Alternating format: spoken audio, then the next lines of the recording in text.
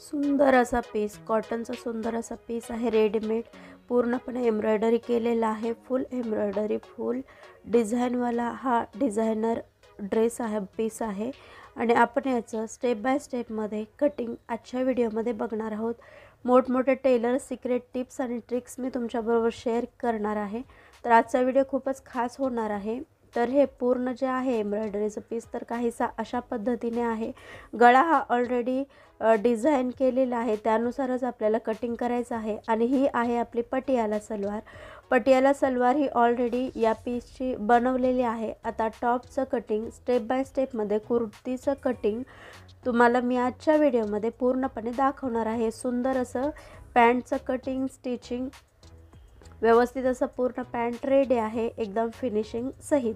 तर या पूर्ण याचं शिलाई मी घेतलेली आहे 500 रुपये. 500 रुपयामध्ये पूर्ण व्यवस्थित फिनिशिंग सहित खूप सुंदर असं डिझाईन आपण बनवणार आहोत स्टेप बाय स्टेपमध्ये. आणि त्याचं कटिंग आजच्या व्हिडिओमध्ये पूर्ण कुर्ती कटिंग, छोट्या टिप्स आणि ट्रिक्स सहित मोठमोठ्या टेलरांचं टिप्स मी तुमच्याबरोबर शेअर करणार आहे.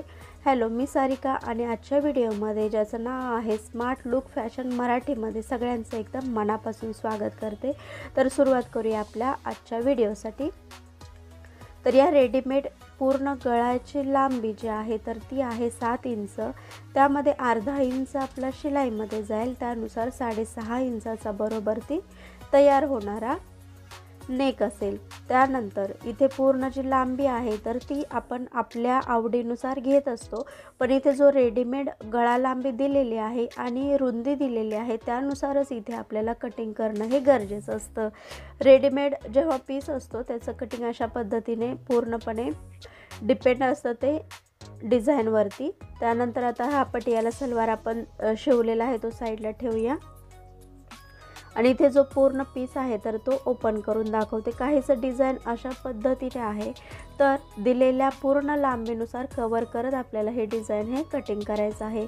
आता या ज्या समोरच्या पीसची जी डिझाईन आहे ते फ्लॉवर आहेत छोटे छोटे, तर ते वरच्या साईडला गेलेले आहेत. आणि जर आपण पीस असा डबल फोल्ड करून पुढचा आणि बॅकचा कटिंग केलं तर काय होईल की बॅक पार्टचे फ्लॉवर्स आहेत ते खालच्या बाजूला जाईल. तर हे व्यवस्थित डिझाईन चेक करायचं आहे आणि मगच कटिंग करायचं आहे. कटिंग करताना घाई करायची नाही आहे. कपडा नेहमी डिझाईननुसार कशा पद्धतीने आहे ते बघायचं आहे आणि मगच कटिंग करायचं आहे, ठीक.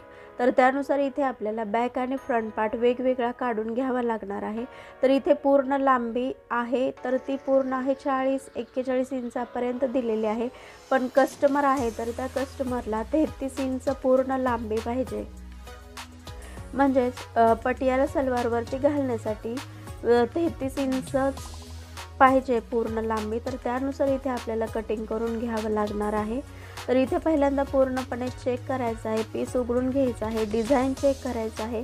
वरच्या बाजूला आणि बॅक पार्टला पूर्णपणे एक साईडलाच डिझाईन जाईल अशा पद्धतीनेच आपल्याला हे कटिंग करणं गरजेचं असतं. त्यानुसार थोडा वेळ गेला तरी चालेल, पण पहिल्यांदा व्यवस्थित स्टेप बाय स्टेपमध्ये चेक करायचं आहे आणि मगच कटिंग करायचं आहे.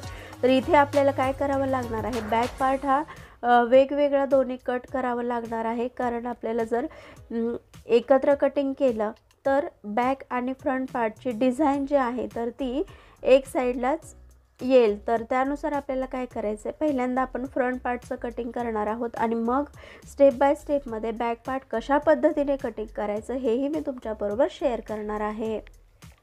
त्याचप्रमाणे येणार आहे ती फुल स्लीव्ज आहे आणि खूप सुंदर अशी स्लीव्स ही आपण इथे कटिंग करणार आहोत. तर पीस हा नेक, रेडीमेड नेकचं फोल्डिंग करताना नेहमी मधोमध पकडून घ्यायचं आहे आणि मगच अशा पद्धतीने जे आहे तर ते व्यवस्थित फोल्ड करून फोल्डिंग बाजू ही आपल्या बाजूला घ्यायची आहे. नेक बरोबर मधोमध आपल्या साईडला येईल अशा पद्धतीने आपल्याला हे व्यवस्थित असं घडी करून घ्यायचं आहे फ्रंट पार्ट, ठीक. तर बरोबर मधोमध फोल्ड करून आपल्या बाजूने हे अशा पद्धतीने फोल्डिंग करून घ्यायचं आहे. त्यानुसारच पुढची प्रोसिजर आहे तर ती आपल्याला करणं हे गरजेचं असतं.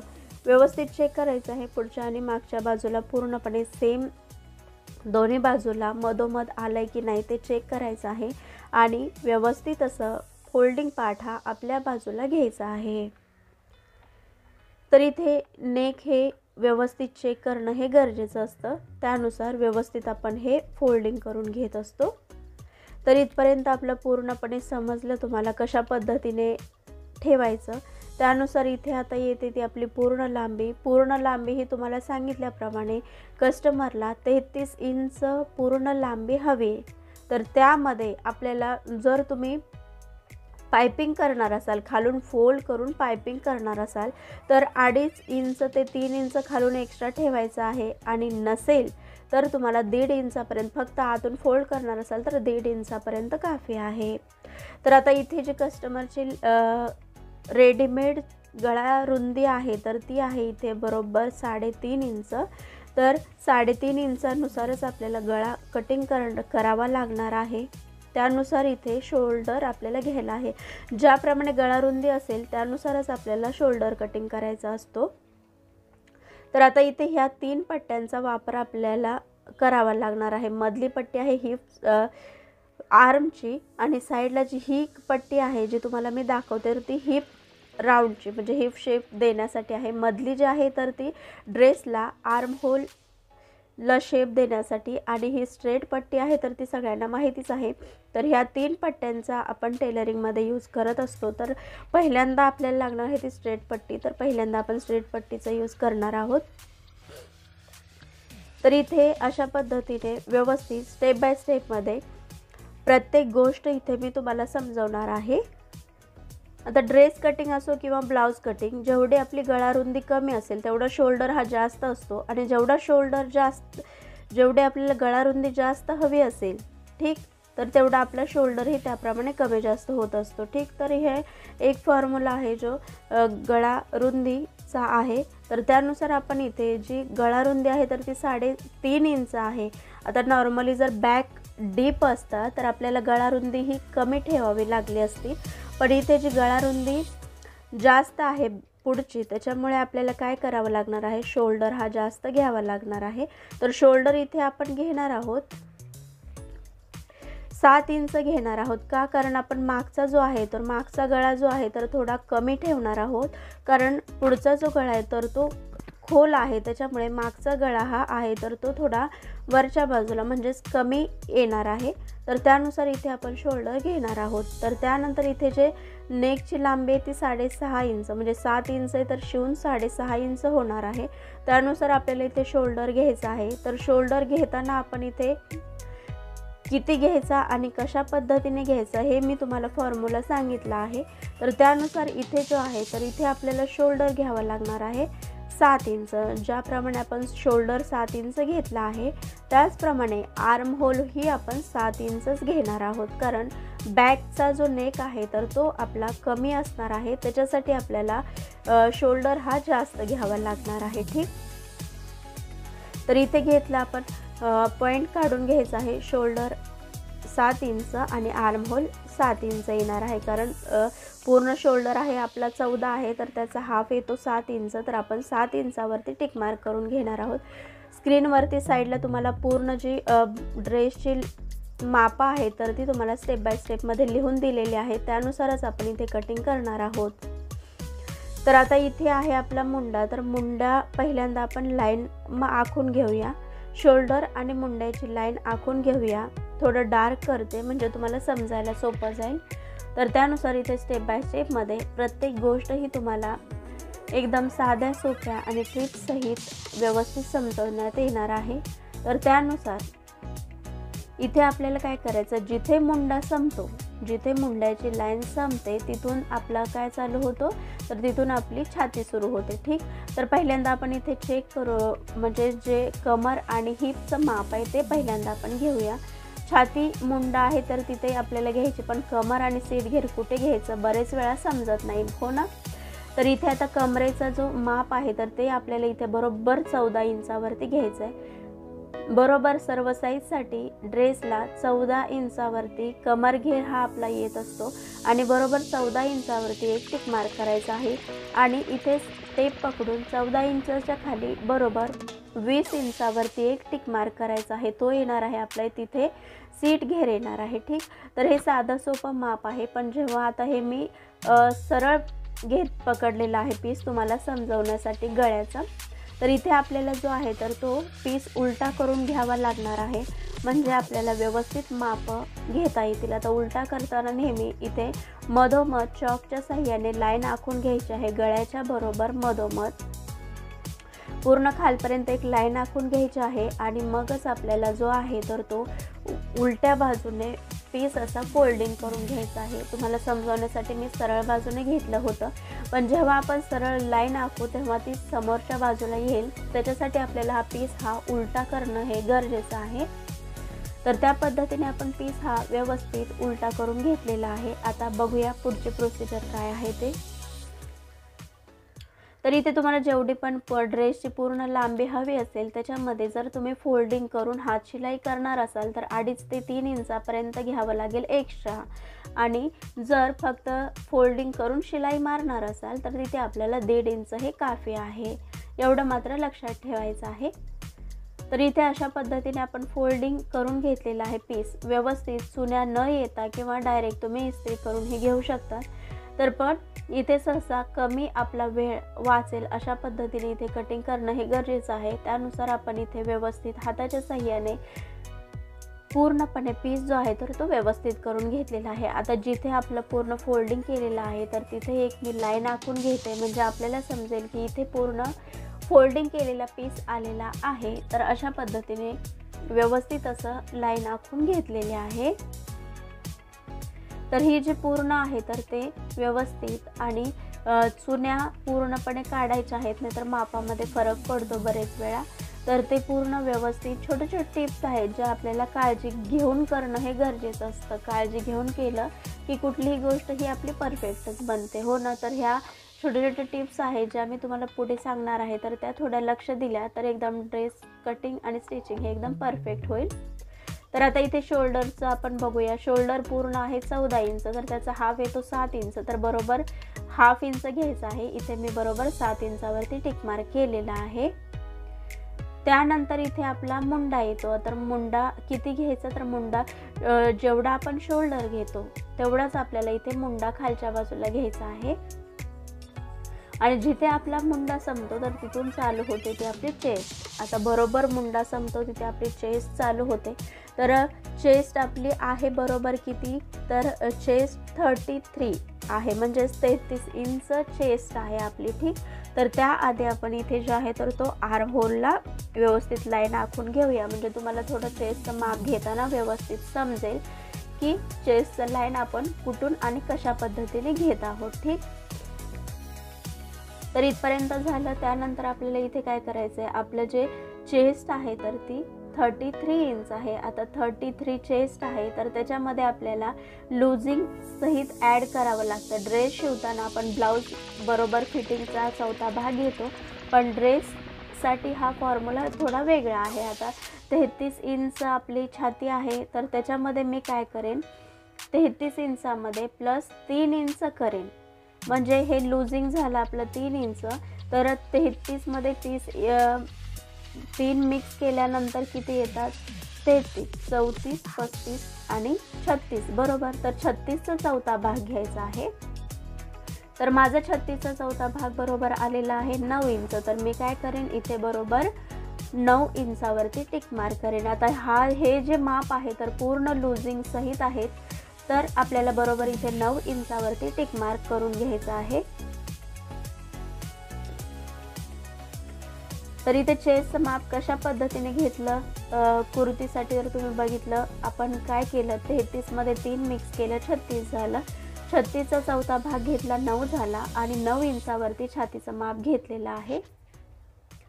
तर त्यानंतर इथे काय करायचं आहे, आपल्याला कमर आणि सीटचं माप कसं काढायचं हे मी तुम्हाला मगाशी सांगितलं. त्याचप्रमाणे इथे आपल्याला छातीचं माप झाल्यानंतर बरेच वेळा कमरेचं माप आणि सीटचं माप कुठे घ्यायचं हे बरेच वेळा समजत नाही मैत्रिणींना. तर काय करायचं आहे, बरोबर टेप पूर्ण पकडायचा आहे.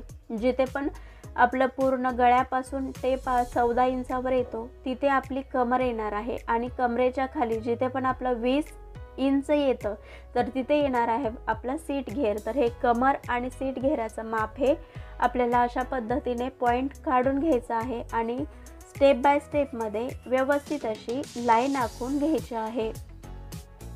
तर स्ट्रेट पट्टीच्या साहाय्याने चेस्ट, कमर आणि हिपची लाईन जी आहे तर ती आपल्याला पूर्णपणे आखून घ्यायची आहे।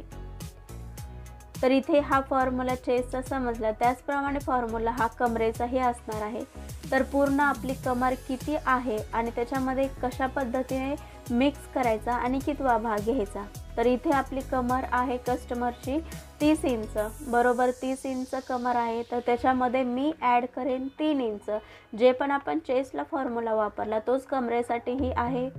त्यामध्ये आपण आता 30 इंच आहे, त्याच्यामध्ये 3 इंच मिक्स केलं तर होतं 33 इंच, बरोबर। तर इथे पूर्णपणे 33 इंच आहे। तर आता टेपवरती 33 इंच कुठे येतं हे आपल्याला बघायचं आहे।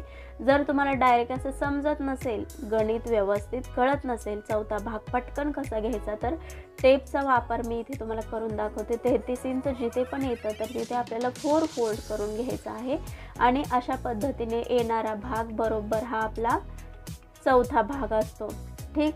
तर आता इथे 30 आहे, त्याच्यामध्ये 3 मिक्स केलं 33 आलं, तर त्याचं बरोबर माझा आलेला आहे 8.25 इंच। तर 8.25 ते 8.5 इंचापर्यंत आपण इथे टिक मार्क करू शकतो। तर इथे मी घेईन बरोबर 33 इंचाचा चौथा भाग करून घेईन, तर तो येईल माझा 8.25 इंच। तर मी इथे बरोबर 8.25 इंचावरती टिक मार्क करेन। तर हे आपला कमर, चेस्ट आणि सीट घेराच्या लुझिंगनुसार येतं। ह्याच्यामध्ये एक्स्ट्रा एवढं घेतल्यानंतर एक्स्ट्रा लुझिंग घ्यायची आपल्याला गरज पडत नाही। अशा पद्धतीने आपण इथे लुझिंग बरोबर ॲड करत असतो। तर इथे आपण बरोबर 8.25 इंचावरती कमरेचं माप हे टिक मार्क केलेलं आहे। तर आता येतो सीट घेर, ठीक।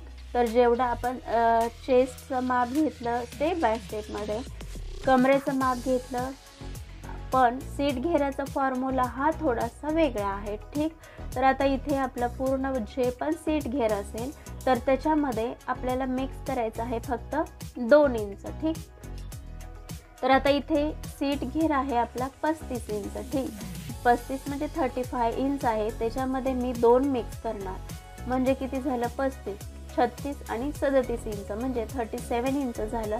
तर टेपवरती बघायचं आहे 37 इंच कुठे येतं। आता हे 2 पार्ट म्हणजे हा झाला आपला दुसरा भाग आणि त्याच पद्धतीने आपण 4 वेळा टेप फोल्ड करतो, ठीक। तर 4 वेळा फोल्ड केल्यानंतर येणारा भाग येतो हा आपला चौथा भाग असतो, ठीक। तर त्यानुसार इथे आपल्याला बरोबर बघायचं आहे की आपला इथे चौथा भाग किती येतो। तर त्यानुसार आपल्याला इथे स्टेप बाय स्टेपमध्ये बघायचं आहे।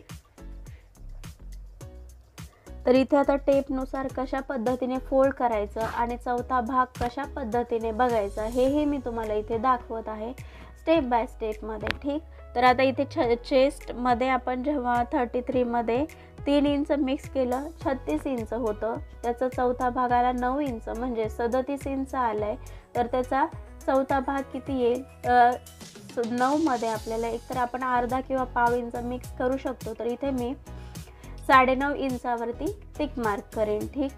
तर त्यानुसार आता इथे आपण पॉईंट काढून घेतलेला आहे। आता पट्टीच्या साहाय्याने चेस्ट लाईनला एक लाईन आखून घ्यायची आहे, थोडी लांबपर्यंत आखून घ्यायची आहे, कारण आपल्याला एक्स्ट्रा मार्जिन जे आहे तर ते आपल्याला परत ॲड करायचं आहे त्याच्यासाठी। तर फिटिंगच्या लाईनमध्ये आपण एक्स्ट्रा काहीही ॲड करणार नाही या फॉर्म्युल्यानंतर, पण जेव्हा आपण एक्स्ट्रा बाहेर शिलाई मार्जिन घेतो 1.5 किंवा 2 इंच, त्याच्यासाठी आपल्याला एक्स्ट्रा कपडा पाहिजे, त्याच्यासाठी आपण थोडीशी एक्स्ट्रा लाईन हे आखून घेणं गरजेचं आहे। तर त्यानुसार इथे आपण लाईन आखून घेणार आहोत। तर त्यानंतर येतो इथे हा आर्म होल, ठीक। तर हा फ्रंट पार्ट आहे। फ्रंट पार्टच्या आर्म होल करताना नेहमी आपण कुर्ती कटिंग करताना काय करतो, नेहमी जेवढं पण आपण घेतलेलं आहे तर त्यामध्ये आपण पाव इंच आतमध्ये घेत असतो। तर ते आपण पूर्णपणे स्टेप बाय स्टेपमध्ये बघणार आहोत। तर आता इथे पूर्ण लांबी बघते मी, तर किती पाहिजे कस्टमरला त्यानुसार इथे 1-2 वेळा चेक करायचं आहे आपण बरोबर घेतलंय का नाही। बिगिनर असतात तर त्यांना तर हे बघणं हे गरजेचंच आहे। तर इथे मी 3 इंच घेत आहे, खाली एक्स्ट्रा 3 इंच सोडत आहे। जिथे पण मला पूर्ण लांबी पाहिजे त्याच्यामध्ये मी पहिल्यांदा 1 इंच मिक्स केलेला आहे।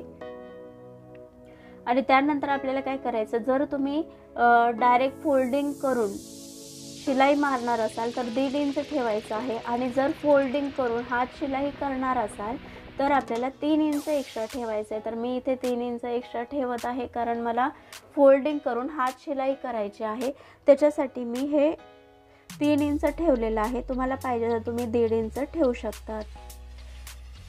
तर इथे जेवढं पण मी सीट घेतलेला आहे, जेवढा पण म्हणजे सीट घेराची जेवढी पण आपण लांबी घेतलेली आहे, इथे बरोबर 9.25 ते 9.5 इंचापर्यंत तुम्ही घेऊ शकता। तेवढाच भाग खालच्या बाजूला घ्यायचा आहे। तर पूर्ण लांबी जिथे संपते तर तिथे पुढे जेवढं पण आपण सीट घेराची लांबी घेतली तेवढीच खालीही घ्यायची आहे आणि ती एक स्ट्रेट लाईन पट्टीच्या साहाय्याने आपल्याला ओढून घ्यायची आहे। तर आता हे चेस्ट टू कमर, कमर टू सीट घेर आणि सीट घेर टू पूर्ण लांबी अशा पद्धतीने पट्टीच्या साहाय्याने स्टेप बाय स्टेपमध्ये लाईन आखून घ्यायची आहे। तर हा साधा सोपा फॉर्म्युला आहे फ्रंट कटिंगचा। बॅक कटिंग ही थोडी वेगळी आहे, तेही मी तुम्हाला स्टेप बाय स्टेपमध्ये फ्रंट पार्ट कटिंग झाल्यानंतर आणि स्लीव्ज फुल कटिंग आहे तर त्याचं व्यवस्थित कटिंग ही तुम्हाला इथे दाखवणार आहे। तर आता इथे चेक करत आहे मी, तर बरोबर 9.25 ते 9.5 जिथे पण आपला सीट घेराचा चौथा भाग येईल त्यामध्ये आपल्याला इथे खालीही तेवढंच घ्यायचं आहे आणि व्यवस्थित स्ट्रेट लाईन आखून घ्यायची आहे। आता इथे आपला येत असतो तो पूर्ण आपला हा जो असतो भाग तर पूर्ण ओपन असतो, त्याच्यासाठी आपल्याला इथे तेवढंच घ्यायचं आहे आणि स्ट्रेट लाईन घ्यायची आहे। तर आता थोडंसं आर्म होल देऊया। आर्म होलमध्ये आपण पूर्ण आर्म होल जो आहे तर तो फ्रंट पार्ट घेताना काय करतो, तर इथे पहिल्यांदा शिलाई मार्जिन घेऊया। शिलाई मार्जिन आपण इथे घेतलेला आहे 1.5 किंवा 2 इंचापर्यंत तुम्ही घेऊ शकता। इथे आपण 2 इंच जिथे पण शिलाई मार्जिन येतं तर ते पूर्ण घ्यायचं आहे। चेस्ट साईडला 2 इंच, कमरेला 2 इंच आणि सीट घेर जिथे येतो तिथे 2 इंच न घेता 1.5 इंचच घ्यायचं आहे। का हे मी तुम्हाला स्टिचिंगच्या वेळेस सांगेल। तर इथे बरोबर 1.5 इंच घ्यायचं आहे। तर जे पण आपण शिलाई मार्जिन घेतलंय 2, 2 आणि 1.5, तर इथेही आपल्याला पट्टीच्या साहाय्याने लाईन आखून घ्यायच्या आहेत। तर त्याच गोष्टी मी रिपीट परत का सांगते, तुम्हाला प्रत्येक गोष्ट पटकन समजावी आणि परत हे कटिंग बघितल्यानंतर परत तुमच्या मनात कुठलाही डाऊट राहील नाही, त्यासाठी प्रत्येक डाऊट क्लिअर करत हळूहळू व्हिडिओ जो मोठा आहे पण तुम्हाला प्रत्येक गोष्ट इथे समजणार आहे। तर आता इथे आर्म होल येतो, तर आर्म होल जेव्हा आपण फ्रंट पार्ट कटिंग करतो तेव्हा पाव ते अर्धा इंच आपण आतमध्ये घेत असतो। आता हे आतमध्ये काय येतो, काखेत घोळ येऊ नये याच्यासाठी हे फ्रंट पार्ट घेताना हे आपण आतमध्ये घेत असतो आणि मग ती लाईन जी आहे तर ती वरती शोल्डरला जॉईन करत असतो। तर इथे मी घेतलेला आहे अर्धा इंच, जो पण आर्म होल घेतला त्याच्या आतमध्ये अर्धा इंच घेतलंय आणि वरती जॉईन करून घेतलेली आहे लाईन शोल्डरपर्यंत।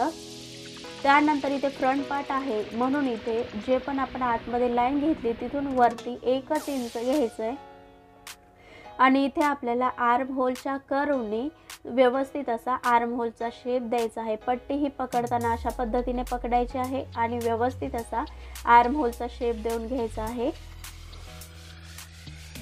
तर इथे आर्म होलच्या पट्टीचा वापर हा बरेच वेळा फायद्याचा ठरतो, कारण हाताने बरेच वेळा जमत नाही तर ते पट्टी काम करून जाते।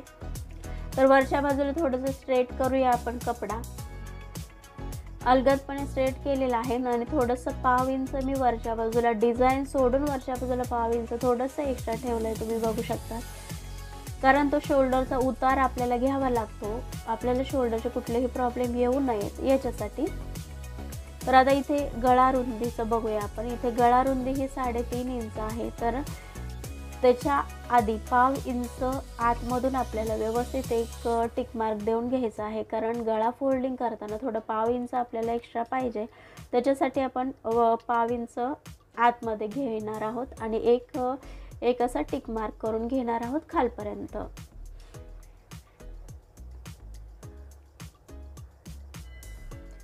तर पॉईंट टू पॉईंट इथे आपण टिक मार्क करून घेतलेला आहे. आता जेवढी पण इथे थोडी कस्टमरची गळाला रुंदी जी आहे तर ती थोडी जास्त आहे, त्याच्यासाठी आपल्याला पाव इंच जे आहे तर ते आतमध्ये घ्यायचं आहे. कारण जेव्हा फोल्डिंग करतो तेव्हा डिझाईनचा भाग हा फोल्डिंग होऊ नये याच्यासाठी. तर ह्या छोट्या छोट्या टिप्स आहेत तर त्या लक्ष देऊन बघणं आणि करणं हे गरजेचं आहे. कारण बरेच वेळा या छोट्या टिप्स माहिती नसल्यामुळे आणि घाई केल्यामुळे बरेच वेळा आपलं येत असूनही चुकतं.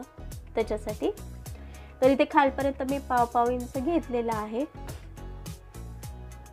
तर आणि ते पॉईंट आहे तर तो पूर्ण वरपर्यंत जोडून घ्यायचा आहे. तर हे छोटे छोट्या गोष्टी आहेत तर त्या तुम्हाला माहिती असेल तर तुम्हाला परफेक्ट कटिंग आणि स्टिचिंगपासून व्यवस्थित येऊ शकते. फिटिंग ही व्यवस्थित बसवू शकते त्याच्यासाठी. तर हे झालं, हा पूर्ण नेक आहे. पूर्ण आपलं फिनिशिंग जे आहे तर ते पूर्ण आपलं नेकवर डिपेंड असतं. तर त्यानुसार इथे नेकचं फिनिशिंग आणि फिटिंग व्यवस्थित येणं हे गरजेचं असतं. तर इथे अशा पद्धतीने आपल्याला नेक झाला, चेस्ट झाली, कमर झाली आणि सीट घेर झाला. पूर्णपणे व्यवस्थित असं कटिंग स्टेप बाय स्टेपमध्ये लाईन आखून आपण पॉईंट काढून व्यवस्थित पट्टीच्या साहाय्याने लाईन आखून घेतलेल्या आहेत. तर इथपर्यंत तुम्हाला समजलं, प्रत्येक गोष्ट ही स्टेप बाय स्टेपमध्ये व्यवस्थित सांगितलेली आहे. आता आपण जो भाग आहे तर तो पूर्ण कटिंग करून घेतलेला आहे. तर जेवढं आपण घेतलेला आहे कटिंग स्टेप बाय स्टेपमध्ये तेवढाच पूर्ण पीस जो आहे तर तो कटिंग करून घ्यायचा आहे. तर हे इथपर्यंत पूर्णपणे फ्रंट पार्टचं कटिंग जे आहे तर ते झालेलं आहे. तर शोल्डरचा उतार हे आपण दोन्ही एकदम करणार आहोत. तर आता हा बॅक पार्ट आहे. तर बॅक पार्टचे जे फ्लॉवरचे डिझाईन होते तर ते एकदम कटिंग केलं असतं. तर जे फ्लॉवर खालच्या बाजूला मागचे आणि फ्रंट पार्टच्या वरच्या बाजूला गेले असते, याच्यासाठी डिझायनर कुर्ती कटिंग करताना नेहमी डिझाईनकडे लक्ष द्यायचं आहे आणि फ्रंट आणि बॅकला डिझाईन जी आहे तर ती पूर्ण एक साईडलाच गेली पाहिजे. अशा पद्धतीनेच आपल्याला कटिंग करून घ्यायचं आहे. आता हा बॅक पार्ट पूर्ण मी फोल्डिंग करून घेतलेला आहे आणि त्याच्यावरती फ्रंट पार्ट ठेवलेला आहे. बॅक पार्ट कटिंग करताना नेहमी खालच्या बाजूला एक्स्ट्रा जे पण फ्रंट पार्ट आहे त्याच्यापेक्षा खालच्या बाजूला अर्धा इंच हे एक्स्ट्रा ठेवायचं आहे शोल्डरच्या साईडला. हे लक्षात घ्यायचं आहे आणि त्यानुसार आपल्याला हे बॅक पार्टचं व्यवस्थित असं कटिंग करून घेण्यासाठी ठेवायचं आहे. आता फ्रंट पार्ट जसा आहे तसा आपल्याला चॉकच्या साहाय्याने आखून घ्यायचा आहे. जसा आहे तसा म्हणजे काहीही बदल नाही, जसा आहे तसा फ्रंट पार्ट हा आपल्याला कटिंग करून घ्यायचा आहे. पहिल्यांदा आर्म होल जो पण आपण कटिंग करून घेतलेला आहे त्यानुसार चॉकच्या साहाय्याने पहिल्यांदा मार्किंग करून घ्यायचं आहे आणि चेस्ट, कमर आणि सीट घेर त्याच पद्धतीने स्टेप बाय स्टेपमध्ये चॉकच्या साहाय्याने मार्किंग करून घ्यायचं आहे.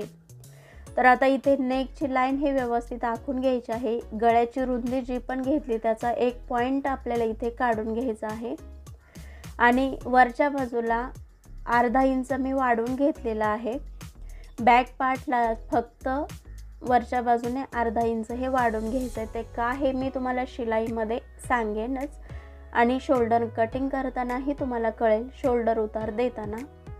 तर हे अशा पद्धतीने चॉकच्या साहाय्याने व्यवस्थित असं स्टेप बाय स्टेपमध्ये पॉईंट टू पॉईंट आपल्याला हे जे आहे पूर्णपणे तर ते पॉईंट घेऊन लाईन आखून घ्यायचे आहेत.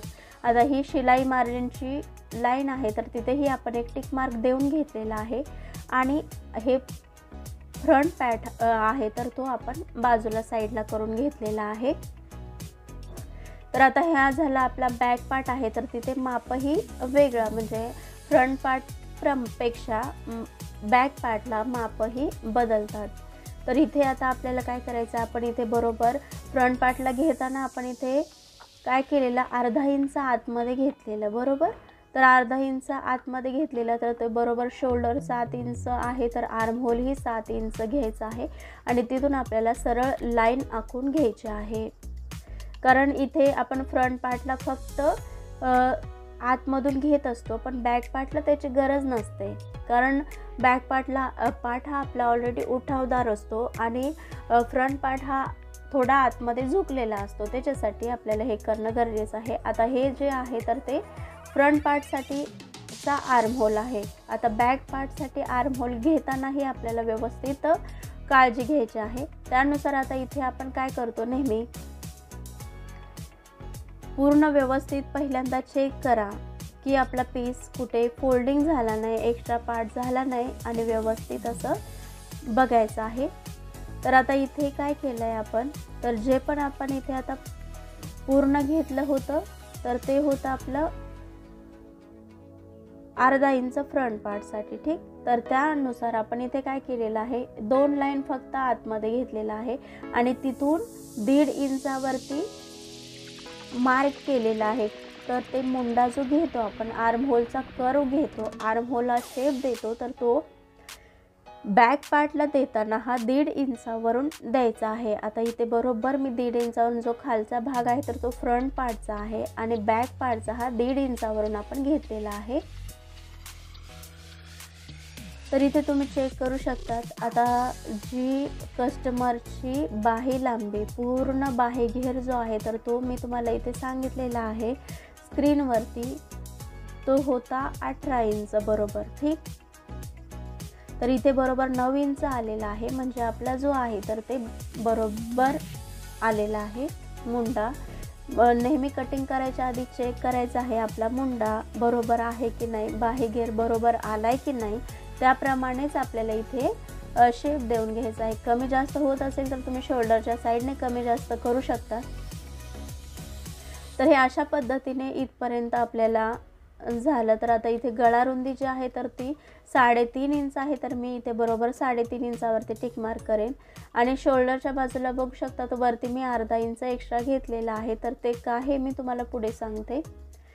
तर आता इथे पूर्ण लांबी जी आहे, ठीक, तर पूर्ण लांबी गळ्याची आहे तर ती किती घ्यायची आणि कशी घ्यायची हेही मी तुम्हाला इथे सांगते. तर मी इथे पूर्ण घेतलेले आहे, अर्धा इंच सोडून 3 इंचावरती बरोबर मार्किंग केलेलं आहे. वरचा अर्धा इंच जो आहे तर ते सोडून दिलेला आहे आणि खाली बरोबर 3 इंच घेतलेलं आहे. आणि गळा रुंदी जी आहे तर तुम्ही 3.5 इंचच ठेवू शकता किंवा 1-2 लाईन 3.25-4 पर्यंत खालून वाढवून घेऊ शकता. जर तुम्हाला खालच्या बाजूने थोडे पसरट गळे पसंत असतील, आवडत असतील, तर ते तुम्ही अशा पद्धतीने थोडंसं पसरट गळा घेऊ शकता. इथे मी जेवढं पण आहे वरती 3.5 तर खाली 3.5 इंचच घेतलेला आहे गळा रुंदी आणि लांबी 3 इंच घेतलेली आहे आणि गोल गळ्याचा शेप देऊन घेतलेला आहे.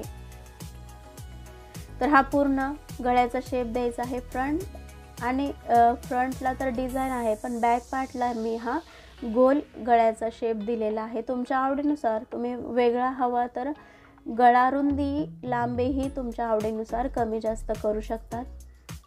तर इथे हे आपलं गळ्याचं झालं आणि आर्म होलचं झाला. तर ते दोन्ही पार्ट आपले मेन महत्त्वाचे आहेत. फिनिशिंगला तेच पार्ट हे महत्त्वाचं काम करतात त्याच्यासाठी.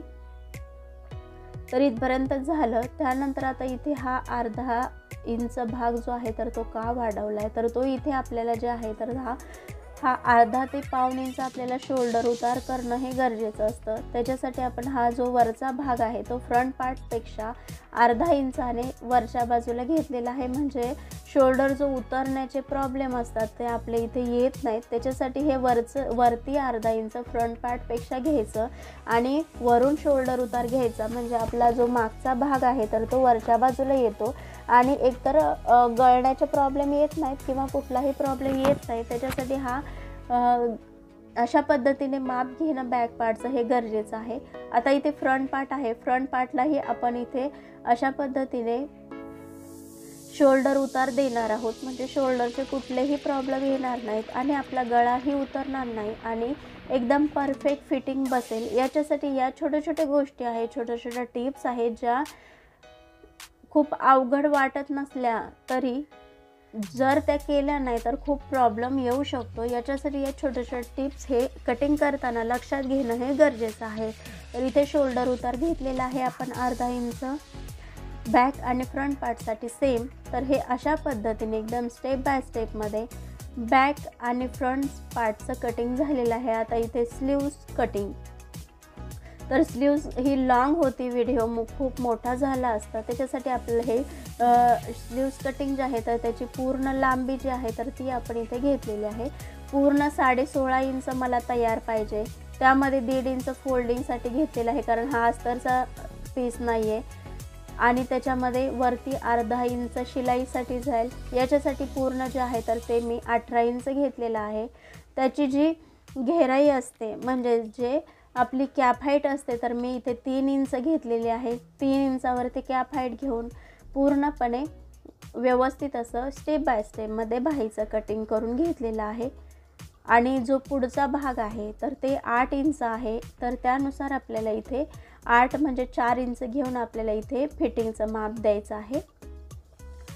तर अशा पद्धतीने स्टेप बाय स्टेपमध्ये साधी सोपी सिंपल एकदम रेडीमेड सूटची कटिंग तुम्हाला इथे दाखवलेली आहे। तर हे ज्या पण तुम्हाला मी गोष्टी सांगितलेल्या आहेत तर त्या खूप महत्त्वाच्या आहेत आणि त्या पाळल्या तर तुम्हाला अशा पद्धतीने स्टेप बाय स्टेपमध्ये कटिंग हे फिटिंग हे सहित येणार आहे। तर आता इथे आपण नेकचंही इथे साईडला आपण पीस काढून घेतलेले आहेत फ्रंट आणि बॅकसाठी हे अशा पद्धतीने आपण आणि पुढच्या व्हिडिओमध्ये स्टेप बाय स्टेपमध्ये स्टिचिंग हे बघणार आहोत। जो वरती डिझायनर पीस दिसेल ते आपण बाहीला डिझाईन हे करणार आहोत। ही लॉंग बाही आहे आणि कॉटनची छान असा आहे, तर ते स्टेप बाय स्टेपमध्ये व्हिडिओ पुढच्या व्हिडिओमध्ये स्टिचिंग ही तुमच्याबरोबर शेअर करणार आहे। फक्त स्टिचिंगचा व्हिडिओ पुढच्या व्हिडिओमध्ये येईल। तर आपले व्हिडिओ आवडत असेल, याआधीही सलवारचे कटिंग बरेच आणि स्टिचिंग मी तुमच्याबरोबर शेअर केलं आहे स्टेप बाय स्टेपमध्ये। त्याचप्रमाणे कुठलीही पटियाला सलवार ही तुम्ही कटिंग आणि स्टिचिंग करू शकतात दिलेल्या मापानुसार। तर हे आपलं कुर्तीचं कटिंग कसं वाटलं हे कमेंट करून सांगा। आवडलं तर शेअर आणि लाईक करायला